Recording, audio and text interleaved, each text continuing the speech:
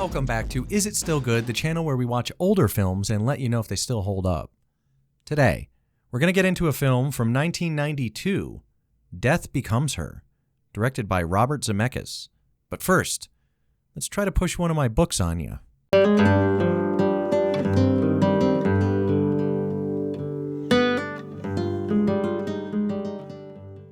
we're back!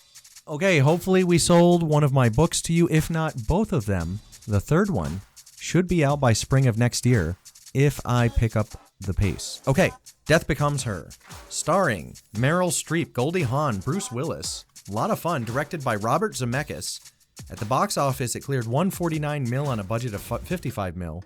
So, successful. A fantasy comedy, PG-13, runs 1 hour, 44 minutes. And the music is by Alan Silvestri. I believe he did Predator. He does the score. It's fun, it's dark, it's good. And this is a funny movie, like these, frenemies of ladies. The one lost her man to the other, and then she hated her and went into this, weird... In the beginning, there's a scene where Goldie Hawn's character just gains a bunch of weight and goes into, the mental institution and has this whole arc and so on. I think all that's unnecessary. There's a lot of stuff in this movie that's unnecessary. I think it would have made a really good, I don't know, maybe a short film or something, or maybe some other characters with some other sideline plots would have been nice. I don't know, but it doesn't have the magic of a Back to the Future or anything. It does have some good directing in it for sure. There's definitely some good shots, very Ghostbustery shots. And everybody can relate to the theme of wanting to live forever. I think everybody would drink that potion if it were handed to you. I don't know many people that wouldn't. To be honest, I know a lot of people that talk tough. Oh, I wouldn't want to go back if I could. I'm one of those people. I always say that. I'm much more together now at 42 than I was at 20. But if you handed me a potion that would make my body think it was 20, yeah, I would probably take it. I've always been really athletic, and that would be fun for me to be young again in that way. So yeah, I would take it. Bruce Willis is silly pants in this. He's super silly pants. He's trying, I think. He works best when he's kind of muted. See my review on Unbreakable we did before this, where, he's soft-spoken and chill in that movie, his character, David Dunn. And I really, really like Bruce Willis in those roles. Like Pulp Fiction, he's soft-spoken for the most part. And I like him in that role, too. In this role, he's a little goofball. I like the fact that he's dressed down and he's, super ultra-rich.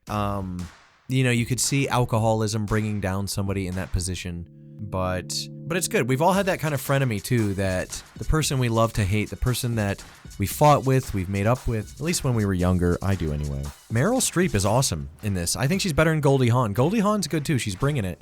But Meryl Streep, you really see why she was such a big star. She's very physical. She's a very good physical actress.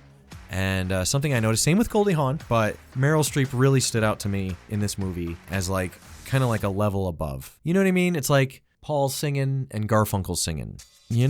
Paul's a good singer. They sound great together. But Garfunkel's just that little level above, and same thing with Meryl Streep here and Goldie Hawn. They're both great. They're great together, but I really just like Meryl Streep in this movie, and I really like the Machiavellian back and forth between them in the beginning, trying to set each other up, the lies they tell. It's fun.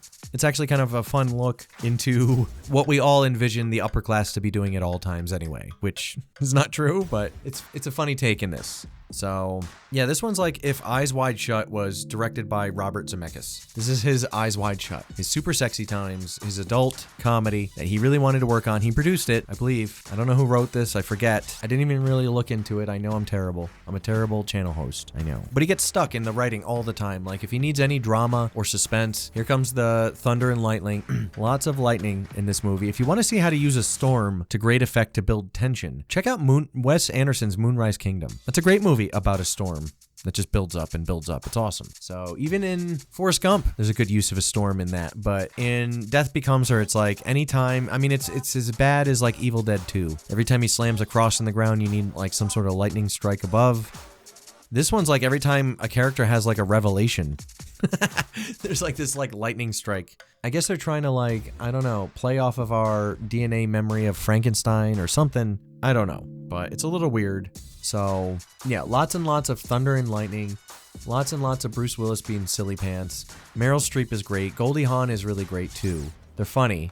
They're awkward. The film in itself is awkward. Just its premise and like, you know, the people in it. The people that they get to be all like the young and sexy people are really goofy. I did pass out for a little while in this movie, just to warn you. Which is not a good sign because I'm usually the one that's yelling at my partner for passing out. But she seemed to keep it together. I conked out for a second. I can't even remember. I think it was towards the end. Like, by the end, I sort of don't care. And it sort of reminded me of, like I said, if Robert Zemeckis directed his Eyes Wide Shut mixed with, like, an absolutely fabulous kind of thing, like an ab fab thing, like a Patsy and Edwina thing. And, you know, this is how it goes for old ladies anyway. You know, a lot of, like, bitter old women that have friends that they've been friends with their whole life. They're not necessarily somebody that they like, but they're stuck with them. I have people in my family like that, where they just got like, this like hanger-on person that they're just sort of stuck with. You know, they both are like either widows or something, but they're like miserable people. They have each other and that's about it. Maybe a dog or something. And although I think this movie's trying to be funny, it really does kind of capture perfectly the lives of a lot of old, bitter ladies out there. Pretty well. Trying to like patch themselves together, get the surgeries, do all this stuff, you know, the liposuction and the makeup and the crap, like fighting every angle of their aging. And it's like, you know, why?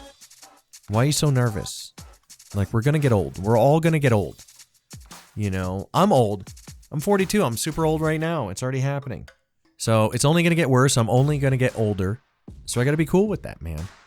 You got to be cool with that. A lot of you people watching this channel are younger folks, seeing if older movies are good, right? Well, I'm here to tell you about getting older, too. What do they say, right? As you are, I once was. As I am, you will be. That quote from 1408, the Cusack film. Also with Samuel L. Jackson, by the way. And now every time I look at a super old person, I just realize that that's me. That's going to be me, you know? If I'm lucky. That's if I don't get sick and die first. So I'm not trying to be a downer. I know this is a downer, but it's like, this movie makes you think of that stuff. So again, it's a fantasy comedy, but I think we're kind of hitting the nail on the head here where just by discussing what this film, you know, the thoughts this film evokes, it ceases to be funny pretty quickly. And that's my kind of beef with Death Becomes Her. It's funny until it's not. So I give this movie a 7 out of 10 because Meryl Streep is really bringing it. Goldie Hawn is trying her heart out. It's a funny movie. You know, it's cool. Is this movie sexy? I don't think so. I think it's a little cheesy. Isabella Rossellini. What was her name? Rotini? She's pretty. I don't know.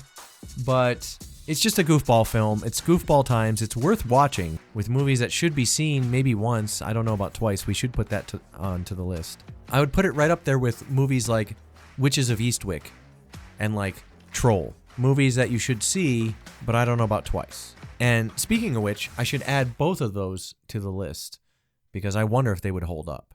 So that's it for me. Death Becomes Her. It's a watch. I would say it's a watch. It's a 7 out of 10. It's a good movie. Go watch it. Especially if you like the goofy films from the early 90s. I think you're going to be happy. That's it for me. I will see you next time on Is It Still Good?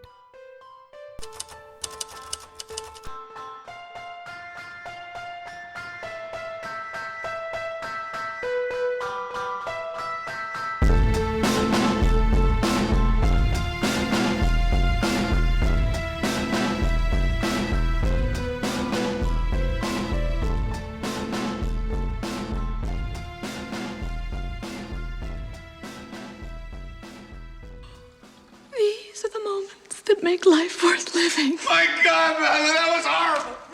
It was brutal. It was stupid. The police, man, the police.